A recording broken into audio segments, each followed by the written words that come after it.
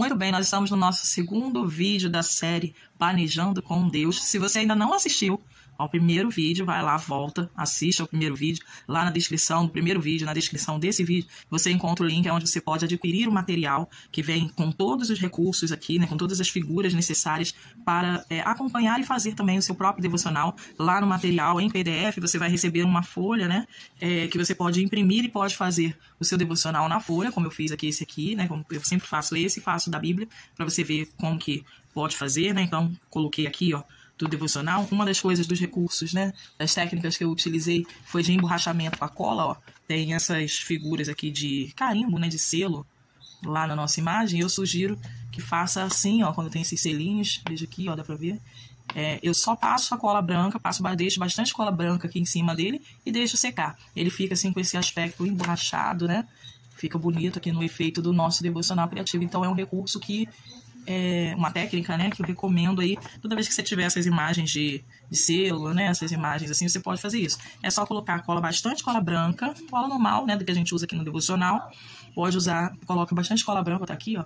Bota bastante cola branca aqui, ela vai ficar branca, vai sumir a imagem. Depois, conforme ela vai secando, ela vai ficando assim, transparente, né, e vai deixando esse efeito emborrachado. Se você quiser mais emborrachado ainda, mais alto ainda, né, o relevo aqui, você pode, depois de secar, coloca mais cola branca e deixa secar. Então faz várias camadas, ela vai aumentando aqui o volume também, né. Eu fiz apenas uma vez, eu coloquei bastante cola branca e deixei secar, depois você recorta aí direitinho. Nessas aqui, ó, eu não fiz, né, tá vendo? Ela tá normal, só impressão. E essa daqui tá com emborrachado. Eu fiz emborrachado aqui para ficar mais bonitinho no visual aqui do devocional, né? E você pode guardar aí essas folhinhas, pode fazer velo, né? Prendendo aqui, anexando essas folhas à sua Bíblia também, né? Se não quiser colar direto, fazer as suas anotações, ou você pode colar no seu caderno também o seu devocional aí sem problema. E aí, nós temos aqui então, já recortei para adiantar, recortei todas as outras figuras que tem lá no material, e nós vamos utilizar a minha Bíblia aqui de devocional, mesmo com espaço, né? Então eu vou colar aqui nessa Bíblia com devocional, com espaço. E o texto é de Atos 17:11. Vou pegar aqui o marca-texto azul, marca-texto aqui diferente, os bichinhos. Vou pegar o marca-texto azul, 17:11 tá aqui. Só que, como eu sempre oriento, você não vai ler só o verso 11, né? Tem aqui um bloco de história, né? Nesse caso aqui é de Paulo em Bereia. Você vai ler esse bloco inteiro, é o que nós vamos fazer. E aí eu vou marcar, então, destacar aqui. Deixa eu destacar. Depois que a gente lê, a gente destaca o texto. Passando aí o marca-texto. Eu passei esse. Ele ficou até... Esse azul aqui é meio esverdeado, né? Vou passar esse, vou pegar outro marca-texto aqui, ó. Azul também. Deixa eu... Esse lado aqui é de outra tonalidade, ó. Aí vou passar ainda assim. Esse tá até já quase no finzinho. Ele já é tom pastel, é mais clarinho mesmo, mas ele tá no finzinho. Fica ainda mais claro, né? Vou passar aqui, ó. Passei no texto. Ele ficou muito clarinho. Vou pegar outro marca-texto ainda, azul também, porque a gente tá com as cores, né? E vou marcar, ó, tá vendo? Pro lado de fora, ó. Marquei aqui, ó, pro texto azul. Marquei pro lado de fora do texto, certo? E vou marcar aqui também, na ponta da Bíblia, na diagonal assim, ó. Fazer uns riscos com o marca-texto, livremente mesmo, tá? Sim, até. Ó, marquei. Vou pegar aquele outro marca-texto, né, que eu usei aqui. Esse aqui, ó. E vou fazer no meio dele aqui, ó. Do mesmo jeito. Os riscos, ó. Entre eles. É livremente, não precisa ser marcado com régua, tá? Pode ser livremente mesmo. Ah, minhas linhas ficam tortas. Não tem problema, tá bom? Não tem problema não. Você vai ajeitando, ó, fechando onde tem os espaços mais branquinhos, ó. Certo? Só para fazer aqui o fundo. Fazer o fundo é importante, né? É o preparo da sua mente aí, essa organização do espaço do fundo, né? Fazer a separação do texto que você lê e do fundo aí, né? Aqui, ó, eu vou me aproximar mais aqui do risco, ó. Tá? Vou fazer esse destaque aqui do texto. Pronto. Vou fazer pra cima aqui também, ó. Acho pra cá. Isso. Assim. Eu vou pegar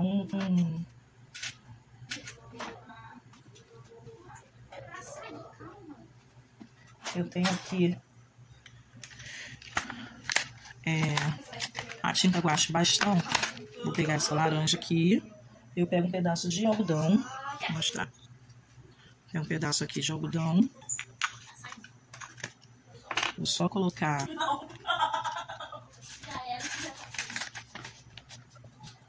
Vou colocar na parte de trás aqui a folhinha, né?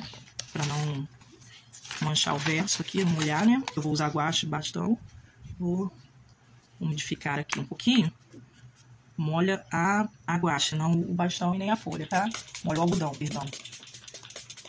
Borrifo aqui bastante, ela fica bem úmida. Deixa eu ver aqui. Venho aqui no bastão, ó. Passo, tá vendo? E venho aqui direto na folha e passo, ó. Vou passar em toda a folha, tá? Ó.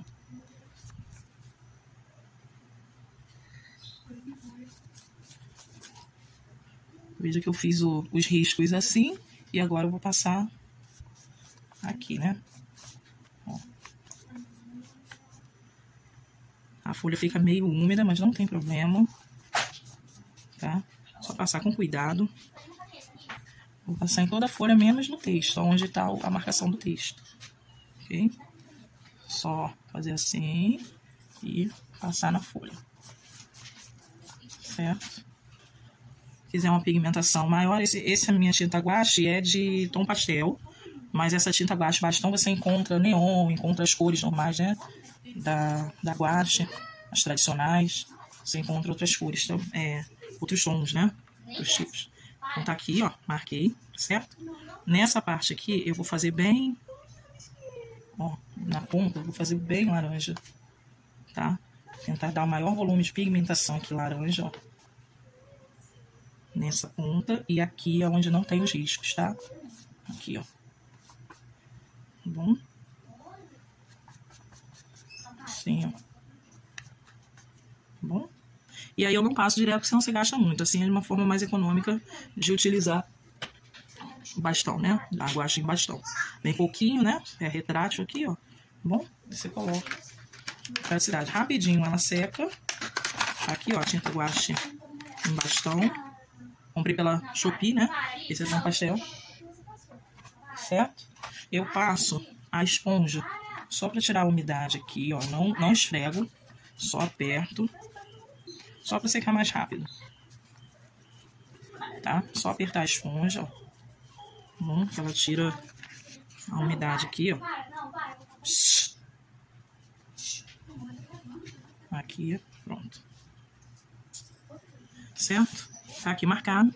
Enquanto seca, a gente vai lendo aqui o texto de Atos 17, de 10, eu vou ler de 10 ao 15, porque é o bloco, né? A nossa referência aqui na nossa folha do material vem Atos 17, 11, que é o foco do texto. Mas a gente vai ler aqui a referência inteira, né? O bloco inteiro da referência, para entender o que está acontecendo, né? Logo que anoiteceu, os irmãos enviaram Paulo e Silas para Bereia, uma cidade, né, chamada Bereia. Chegando ali, eles foram à sinagoga judaica.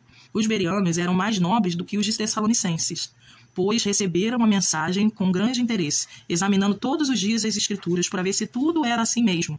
E creram muitos dentre os judeus, bem como dentre os gregos. Um bom número de mulheres gregas de elevada posição e não poucos homens gregos. Quando os judeus de Tessalônica ficaram sabendo de que Paulo estava pregando a palavra de Deus em Bereia, dirigiram-se também para lá, agitando e alvoroçando as multidões. Imediatamente, os irmãos enviaram Paulo para o litoral, mas Silas e Timóteo permaneceram em Bereia. Os homens que foram com Paulo levaram até Atenas, partindo depois com instruções para que Silas e Timóteo se juntassem a ele, tão logo fosse possível. Paulo, né, e os seus companheiros passaram por uma cidade anteriormente chamada de Tessalônica, e os tessalonicenses não gostaram do que Paulo falou, né, não acreditavam no que Paulo falou, ficaram com inveja da forma como Paulo pregava e agregava pessoas à pregação, e expulsaram Paulo e seus companheiros dali. Os irmãos de Tessalônica mandaram eles para Bereia, porque na cidade de Bereia eles eram mais pacíficos com a recepção da palavra de Deus, porque eles examinavam as escrituras sempre, eles tinham prazer de estudar as escrituras sempre. E aí Paulo diz, né, aqui nesse episódio, os bereanos são chamados de nobres, né? São mais nobres do que os de Tessalônica. É uma referência a algumas características que a gente vai aqui associar a esse planejando com Deus, organizando com Deus, né? No primeiro devocional, a gente viu com a carta de Tiago que a gente tem que buscar Deus em oração. Nesse momento aqui agora, então, nós vamos ver que para planejar com Deus, segundo a vontade de Deus, segundo a orientação de Deus, a gente precisa estudar a Bíblia. Não dá para conhecer a vontade de Deus, os planos de Deus, sem que a gente estude a Bíblia. Precisa das instruções de Deus relacionado aliás, as instruções de Deus que estão na Bíblia. Deus deixou todas as suas instruções registradas na Bíblia. Então a gente precisa estudar a Bíblia. Vou pegar aqui, ó, essa flor aqui. Vou passar na parte de baixo dela, né? Ela vai ficar em pé aqui, ó. Vou passar, na verdade, passar nela toda. Aqui, a cola. Eu vou prender aqui, ó. Na ponta, deixa eu descer para você ver. Aqui, na ponta. E o título do nosso devocional aqui, Estude a Bíblia. Eu vou colar aqui. Certo? Estude a Bíblia. Vai ficar assim meio inclinado mesmo. Estude a Bíblia. É necessário estudar a Bíblia. Reconhecer a Bíblia como o nosso manual, né, como o nosso guia, como a nossa bússola. Os bereanos são chamados de nobres. E eu pesquisei algumas coisas relacionadas a essa expressão, né, de nobreza. Eu fiz até aqui em coreano, né, com as caracteres coreanas aqui, né, o alfabeto coreano, escrevi nobreza, porque é o que nos chama a atenção essa questão da nobreza. Para o povo ocidental, a nobreza estava relacionada não só à questão da característica econômica, né? Não era só uma questão de título, apesar de ter a ver com os títulos também, mas a nobreza estava muito mais relacionada a uma moralidade acima do que a sociedade estava acostumada a praticar. Então, todo nobre precisava ser mais excelente do que aquele que era um cidadão comum. Então, nobreza, para a questão, né, eles eram mais nobres. Para a gente entender o que Paulo o termo expresso aí para os bereanos, a gente precisa entender que nessa cultura oriental a gente está falando de uma nobreza que tem a ver com características comportamentais, características morais, de superioridade moral.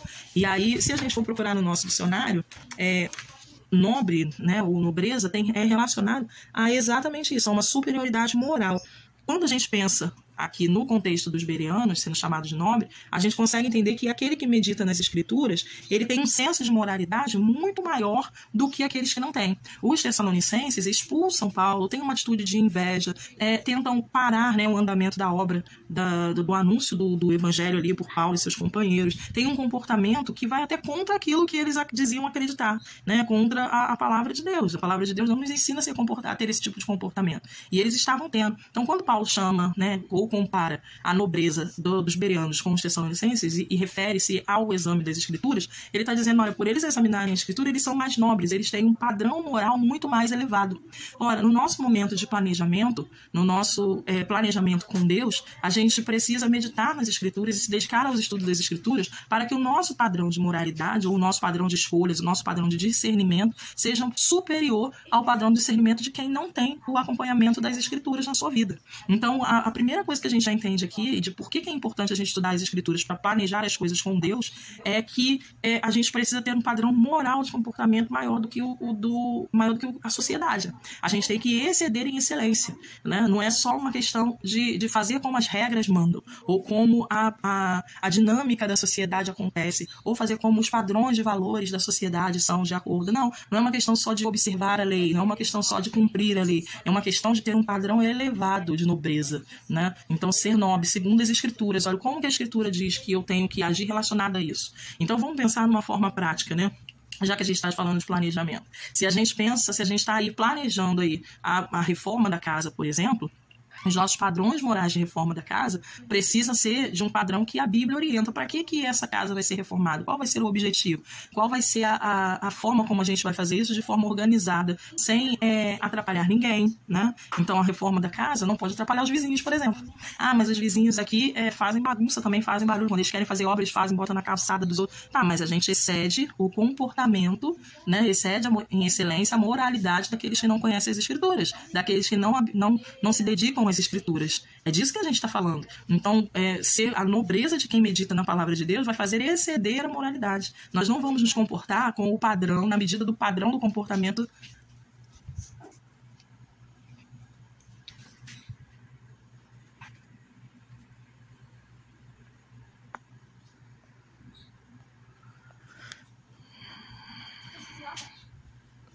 na medida do padrão do comportamento dos que estão à nossa volta. A gente vai se comportar segundo a medida do padrão da Bíblia, daquilo que as Escrituras ensinam.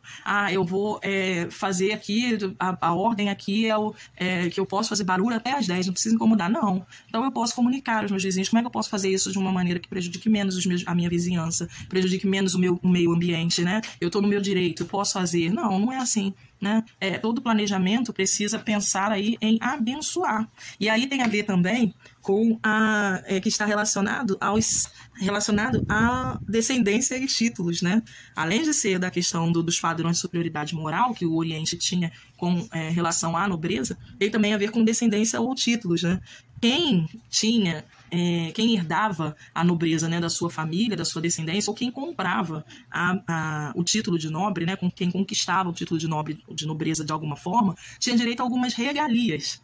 E aí isso é interessante, porque quando a gente pensa que nos bereanos, sendo nobres, e quando a gente pensa na questão do estudar a Bíblia, aquele que medita e aquele que estuda a palavra de Deus tem regalias com Deus que as pessoas que não fazem isso desconhecem, sabe? A gente tem acesso a uma paz que excede todo entendimento, mas a gente só vai vivenciar e só vai experimentar de verdade essa paz, só vai conseguir perceber essa paz que excede todo entendimento se a gente meditar nas Escrituras, se a gente estudar a Bíblia, se a gente souber como é que a gente tem acesso a essa paz. A gente só tem certeza da presença de Deus e consegue descobrir, né, os atributos de Deus agindo na nossa vida mediante ao quê? Ao conhecimento das Escrituras, porque à medida que a gente conhece as Escrituras, a gente conhece o nosso Deus também. Então a gente tem algumas regalias com Deus, que aí nesse sentido tem a ver com, a gente tem alguns privilégios de viver com Deus, que pessoas que não estudam a palavra ou que não meditam na palavra perdem. Por que muita gente vive preocupado, ansioso, além da conta, além do normal, né? De forma prejudicial à sua saúde? Porque não medita na palavra de Deus, não descobre na palavra de Deus como é que você pode se reorganizar, como é que você pode se equilibrar emocionalmente, como é que você pode passar momentos mais felizes com Deus, viver de uma forma mais feliz, de acordo com aquilo que Deus vai apresentando para a gente. Então a nobreza aí também, né, ser nobre aí na meditação da palavra de Deus tem a ver com isso também, ter acesso a regalias que só quem é nobre, quem tem o título, consegue experimentar, né? Então tem a ver com isso também. Deus tem coisas grandes, firmes e ocultas que nós não sabemos a serem reveladas para quem? Para quem medita nas suas escrituras dia e noite, para quem o busca todos os dias, em todos os instantes, para quem busca a sua vontade em todos os instantes. Então a gente tem aí essa regalia disponível para quem medita na palavra de Deus, se tornar um nobre por meditar nas Escrituras. E interessante é que os bereanos, eles já estudavam as Escrituras, eles já liam, eles já eram dedicados às Escrituras. E quando Paulo vai até Bereia, Paulo já é conhecido dentre os cristãos da época, a sua fama já chega até lá, já tinha chegado até lá, já sabiam que era um homem de Deus, que anunciava as coisas de Deus, mas ainda assim os bereanos se dedicavam a examinar para ver se realmente era aquilo que as Escrituras estavam falando. Então, mesmo pessoas confiáveis, mesmo alguém, né, renomado, alguém conhecedor das Escrituras, era respaldado pelo quê? Pela conferência na palavra de Deus. Então, às vezes, o que a gente está planejando, a gente tem a certeza, a gente consegue enxergar que tudo é bênção, né? A gente tem a tendência de enxergar tudo como bênção, tudo como direcionamento de Deus, né? Tudo como preparo de Deus. Mas, às vezes, não é. Às vezes é só uma aparente bênção que está escondendo uma bênção maior. E a gente precisa identificar isso através do quê? Do contato com a palavra de Deus. É ela quem direciona, é luz para os meus caminhos, lâmpada para os meus pés e luz para os meus caminhos. Então a palavra de Deus vai iluminar os nossos caminhos. É por aqui mesmo que parece que eu tenho que seguir? Por aqui está parecendo que é o caminho que eu tenho que fazer. Aqui está parecendo que é a hora daquilo que eu tenho que fazer. Eu preciso ter nas Escrituras a confirmação disso, né? Conversar com Deus no seu hábito devocional diário, com a leitura da Bíblia e a oração, é a única forma de ter essa luz acesa aí na nossa caminhada, na nossa trajetória, né? É a luz para os nossos caminhos. Então eu vou colocar aqui, ó, a frase, ó, os princípios bíblicos guiam as nossas decisões. Esse daqui eu vou passar cola só no meio. Vou passar a cola aqui, ó, só no meio, porque eu vou colar coisas atrás, só para posicionar ele aqui, ó. Vou pôr no meio aqui embaixo. Vou pegar essa daqui, ó, essa imagem que tem aqui a Bíblia, tem a bússola, o guia, a luz, tudo que a gente está falando aqui. Veja que as figuras são intencionais, né? Para que a gente olhe e depois lembre o que foi falado, né? O que se refere. Vou colar aqui, ó, desse lado. E essa aqui, que é o mapa e a guia, também, ó, passar cola nela toda. E vou prender aqui, ó, desse lado, atrás. Agora eu vou passar cola aqui para prender. E aqui. Pra prender também, ó. Certo? Muito bem. Tem essas 3 tagzinhas aqui. Certo? Que eu vou prender aqui. Vou fazer assim, ó. Eu não quero tampar o 17. Vou fazer assim.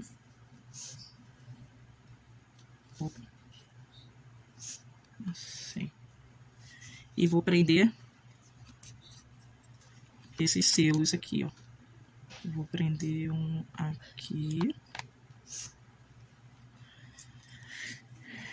E o outro aqui. Certo? Pronto. Prendi aqui, ó. Elas vão ficar soltinhas assim, tá? Só vou passar cola aqui para elas não soltarem. Aqui, ó. Você cola para elas não soltarem. E aqui ela vai ficar solta no texto. Certo? Deixa eu pegar a caneta. Caneta aqui, ó.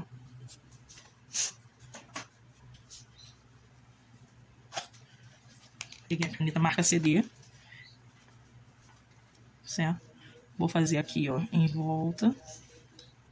Ó, é só fazer os riscos meio que tirando da folha, né? Que aí ela faz esse risco meio desenhado aqui, né? Aqui.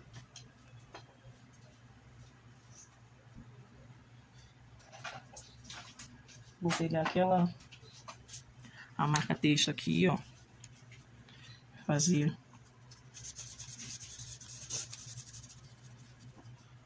um risco. Vou escrever a referência aqui embaixo. Atos 17. Eu li do 10 ao 15. 10 ao 15. Tá? Vou marcar aqui embaixo.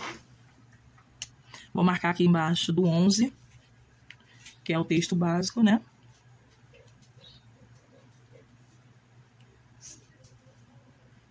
Destacar.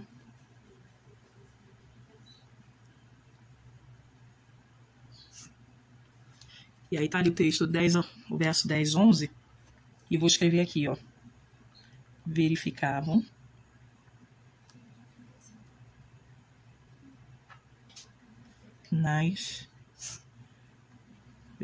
nas escrituras os fatos.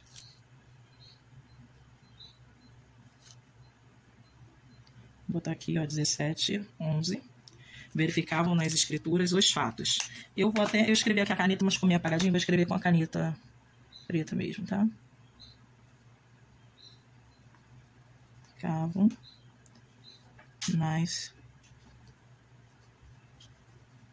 escrituras os fatos. 17, 11. Certo? Vou fazer aqui estrelinhas. Eu gosto das estrelinhas. Só para ficar bonitinho. Certo? Sim. E vou anotar aqui. Tem uma lista de referências cruzadas de textos bíblicos.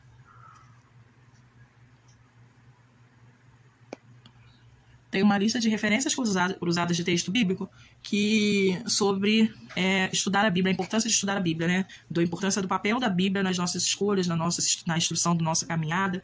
E eu vou deixar essa lista de versículos de referência cruzada lá no grupo, nos grupos do WhatsApp e do Telegram, que você consegue pegar aqui o link, né? Acessar o link que está aqui na nossa descrição do vídeo, tá bom? Vou anotar aqui, existem 2 palavras que me chamaram muita atenção quando eu pesquisava a palavra nobre. Uma é o sinônimo e a outra é o antônimo. O sinônimo, eu vou escrever aqui, ó, austeridade. Vou escrever aqui, ó, austeridade. Austeridade. Vou pegar a caneta vermelha aqui e vou destacar austeridade. Ó. Austeridade é um sinônimo da palavra nobre.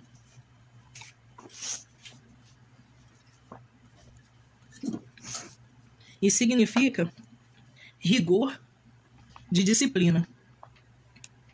Olha que interessante. Rigor de disciplina. Rigor de disciplina. Austeridade. É o sinônimo da palavra nobre, né? É o sinônimo de nobreza.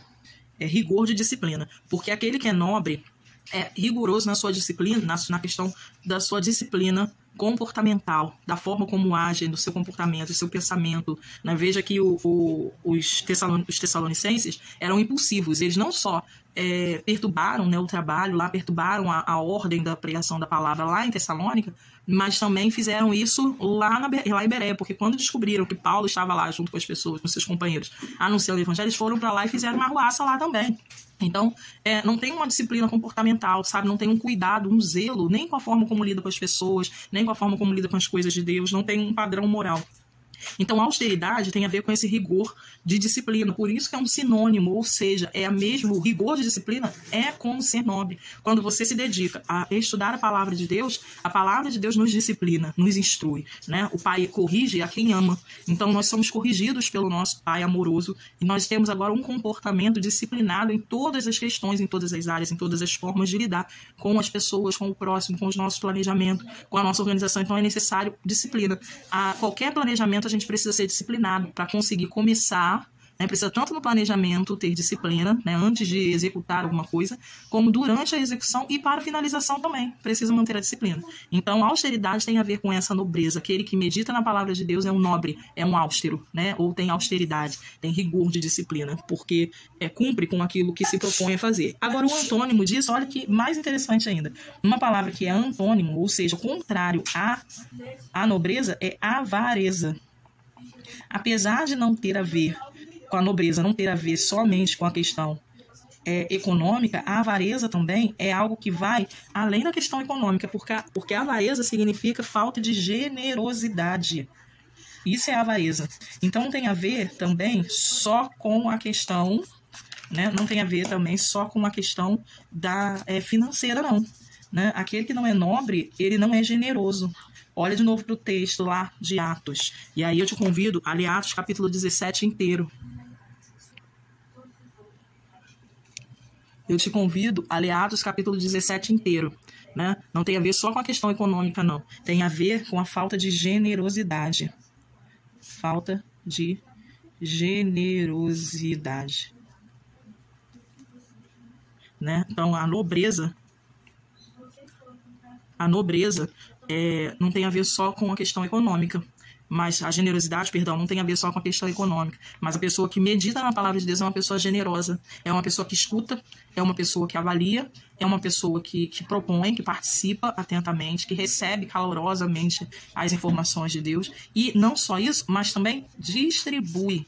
Né? Distribui as bênçãos de Deus, distribui aquilo que aprende com Deus, distribui aquilo que reconhece da palavra de Deus, distribui em comportamento, distribui em ações, distribui em palavras, distribui financeiramente também, né? Distribui materialmente também. Então é uma pessoa generosa que distribui, porque sabe que recebe muito da parte de Deus, conhece, né? E reconhece tudo que Deus faz por ela. Então, estudar a Bíblia é nos tornarmos nobres, no sentido de conhecermos cada vez mais a Deus, vivermos privilégios que só os nobres podem ter, aqueles que estudam a palavra de Deus. Viver privilégios perto de Deus é ter um padrão moral elevado, e também aí ser uma pessoa com austeridade, né, com rigor de disciplina, na questão não de rigor de disciplina dos outros, né, mas na questão de disciplina de si mesmo, de saber ser disciplinado em todas as coisas. Que Deus abençoe a sua vida, que Deus nos abençoe, que Deus nos ajude em todo o tempo a servir ao Senhor da melhor forma. Para terminar aqui, eu vou colocar um post-it aqui.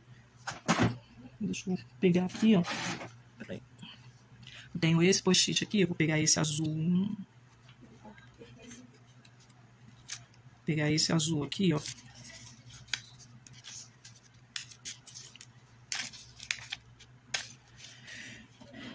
Pegar esse post-it azul, vou colocar aqui. Certo? Vou pegar um outro menorzinho aqui. Deixa eu ver se eu acho. Ó, vou pegar. Deixa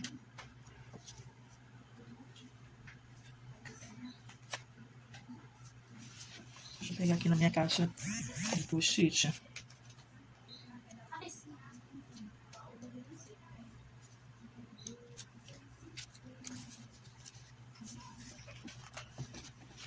Tenho esse aqui, vou passar cola.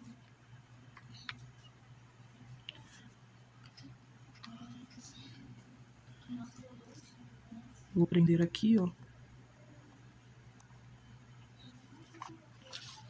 Pronto. Vou escrever nobreza.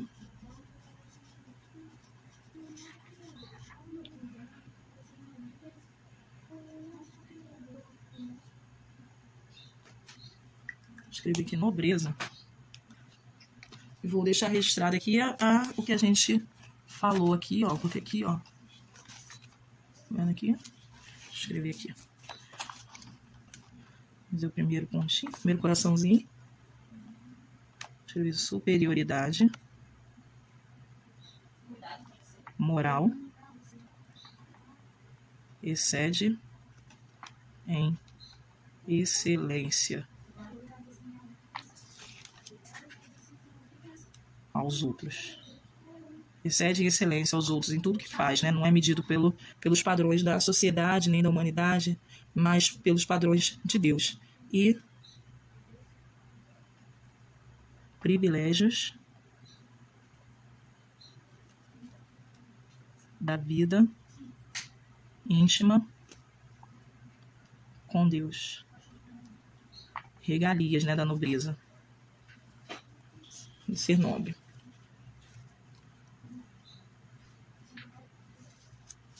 Regalias. E vou colocar aqui, ó, Atos 17:11.